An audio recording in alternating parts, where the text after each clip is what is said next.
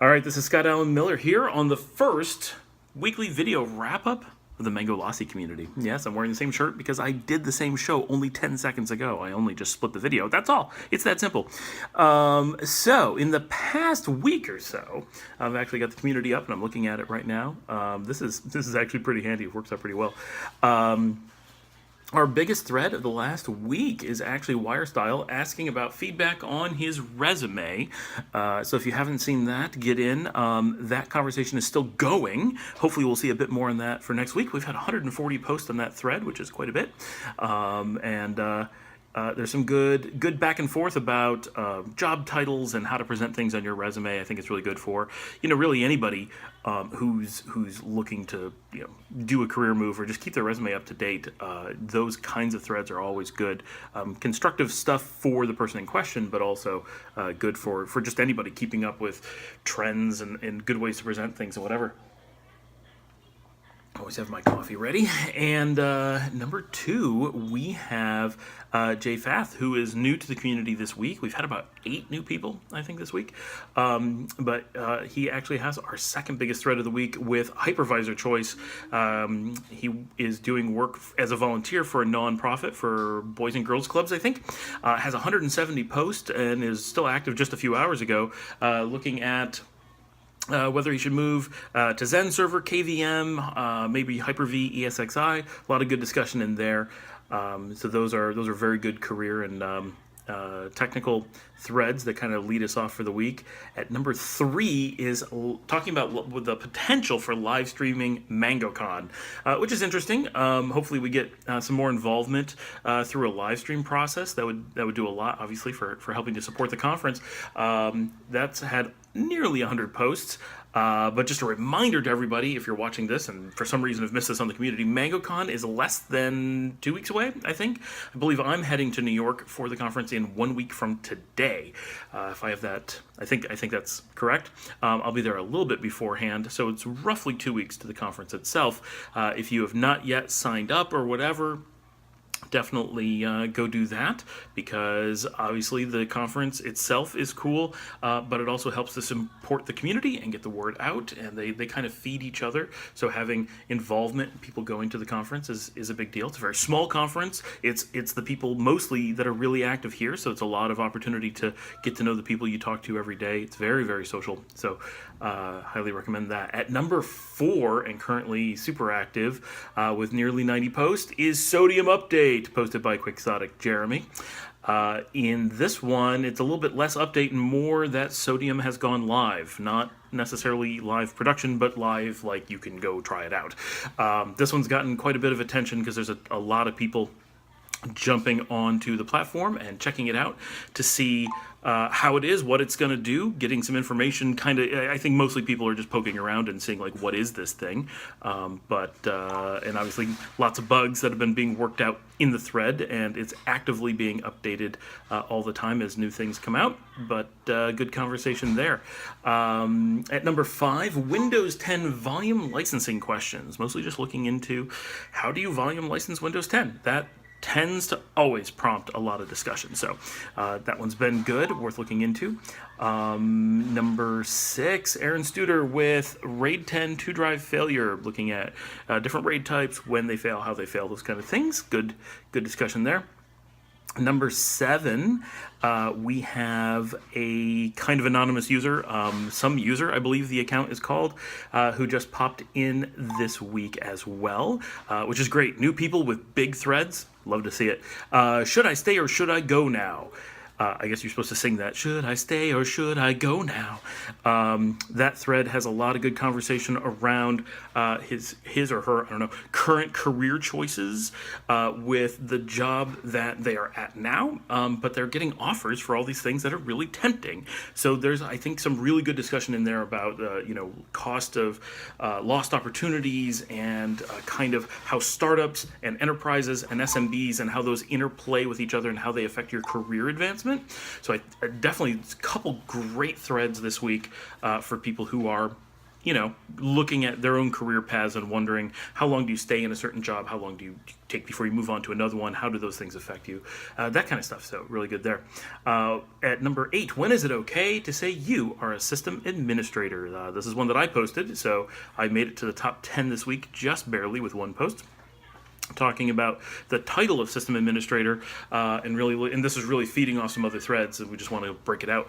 But looking at, like, if you're going to use that title, what kind of things do you need to really have to justify that, right? Is that a title that you can use if you're doing this type of technical work or that type of technical work, or how much of it, that kind of stuff.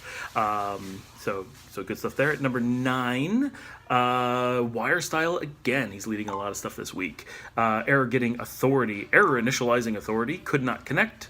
No such file or directory. That was really a Q&A. So if it's pretty much wrapped up, I think at this point, maybe we'll get Wire to do a response video and and tell us if it is done or not. But it's been idle for a few days. At number 10, the Minion Queen, with who plans on attending MangoCon 2017. If you're watching this and you are planning on attending MangoCon 2017, get in there and let us know, especially because sometimes it's hard to figure out who people are in real life compared to who they are in the community. And if you're not yet planning on attending, change your mind, plan to attend, get out there and do it. Number 11, really, Panda AV. This one turned into really kind of a broader discussion about update processes and how, very little about Panda. Actually went into a lot about Windows versus Unix and why Windows updates are so intrusive when other operating systems don't need them to be. So it's a good discussion there. Coming down a little bit on the list, Aaron Studer again, he's done a lot this week, with what's running in your home lab, July 2017 update. Just good discussion there. What are you doing at home for testing?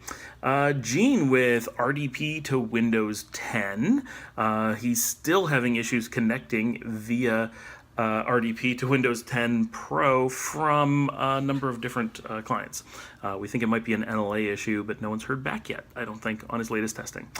A news article on Intel and moving to legal means to protect its industry position. Dash Render comes in with QuickBooks replacements.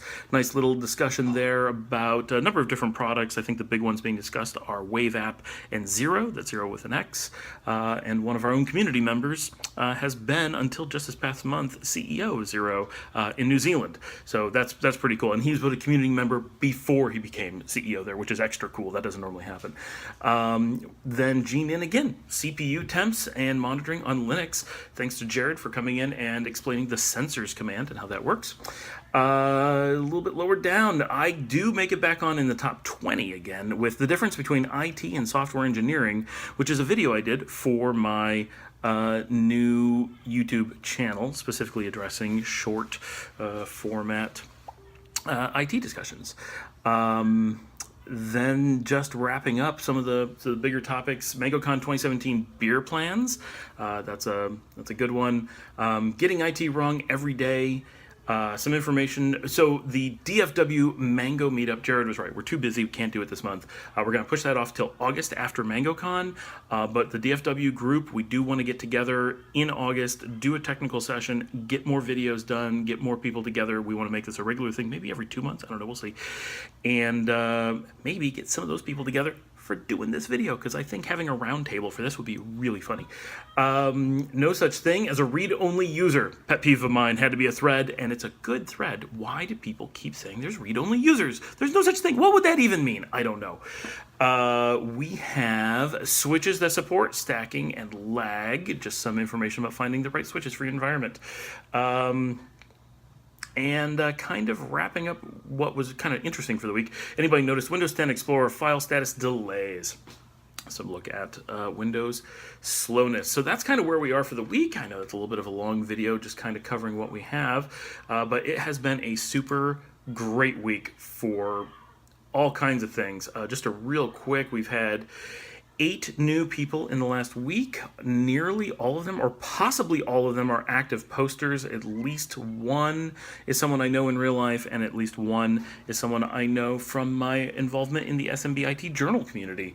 So that's been pretty cool, and at least one or two others know other people in the community. So it's been a good week of like good number of new people, and all of them being people who actually got in, posted, became like active members, which a lot of communities don't get. Like, that's really cool that we actually have new people who get involved right away.